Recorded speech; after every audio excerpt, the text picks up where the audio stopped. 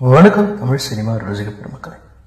நம்ம இந்த வீடியோவில் ஒரு காலத்தில் ஒரு நல்ல நடிகையாக இருந்து இப்போ மொத்தமாக ஒரு கிளாமரஸ் நடிகையாக மாறி போன சதாவோட ஒரு கதையை பற்றி தான் பேச போகிறோம். இதெல்லாம் பேசுவதற்கு முன்பு இதுவரை சப்ஸ்கிரைப் பண்ணாமல் இருக்கீங்கன்னா மறக்காம சப்ஸ்கிரைப் பண்ணுங்க, லைக் பண்ணுங்க, ஷேர் பண்ணுங்க, கமெண்ட் பண்ணுங்க அப்படின்னு சொல்லிட்டு வீடியோக்குள்ளே போகிறேன்னா, சதாவை பார்த்தீங்கன்னா அவங்களோட பால்கோவா தொப்புல படம் போட்டு காட்டும் அளவுக்கு பல இடங்களில் மூச்சு முட்டும் அளவுக்கு அவங்க கவர்ச்சியை வெளிக்காட்டி கொண்டு இருக்கிறாங்க சதா. இவங்க தமிழ் சினிமா ரசிகர்கள் மத்தியில் கொஞ்சம் பெயர் போனவங்க அப்படின்னு சொல்லலாம்.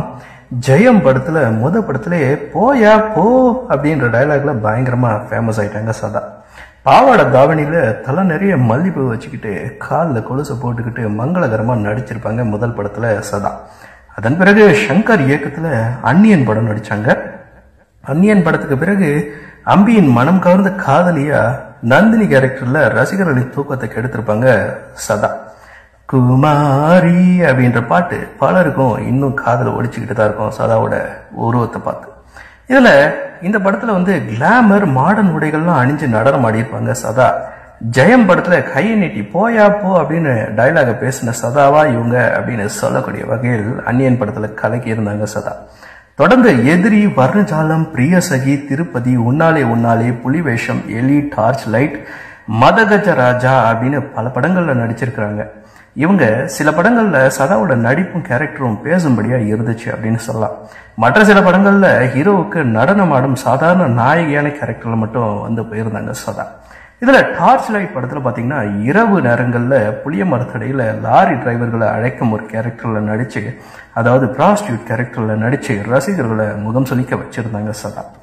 நடிப்பு தான் என்றாலும் இந்த படத்தை பொறுத்த வரைக்கும் கவர்ச்சி காட்சிகள்ல தாராளமா சதா ஓபனாவை காட்டியிருந்தாங்க அப்படின்னு சொல்லலாம். தமிழ் சினிமாவில் சதா நடித்த படங்கள் குறைவுனாலும் தெலுங்கு, கன்னடம், மலையாளம், ஹிந்தி அப்படின்னு பிற மொழி படங்கள்லையும் அதிகமாக நடிச்சிருக்காங்க சதா. சமூக வலைதளங்கள்ல ஆக்டிவா இருந்து வர சதா அவ்வப்போது தன்னோட புகைப்படங்களையும் வீடியோக்களையும் அப்டேட் செஞ்சு வந்துகிட்டு இருக்காங்க. அதுல பெரும்பாலான புகைப்படங்கள்ல உடல அம்சமா அழகா தெரியக்கூடிய வகையில் போஸ் கொடுத்து ரசிகர்களை கிறங்கடிச்சு வந்துகிட்டு இருக்காங்க இந்த அம்மணி. அதுபோல வீடியோலையும் முன்னழகு பின்னழகு காட்டி ரசிகர்களை பிரமிக்க வச்சிட்டு இருக்காங்க சதா.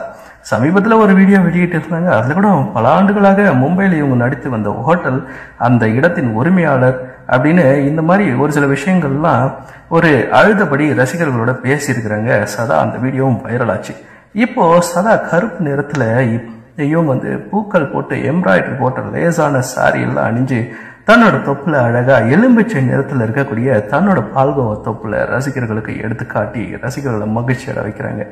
இப்படி ஒரு இடுப்பும் வனப்பும் மெதுவடை போல தொப்புளும் பால்கோவா போல தொப்பையும் பார்க்கும் பொழுது அடிக்கிற அக்னி நட்சத்திரம் வெயில் கூட வெண்ணிலா ஐஸ்கிரீம் போல உருகிடும் போல இருக்குது அப்படின்னு சொல்லலாம்.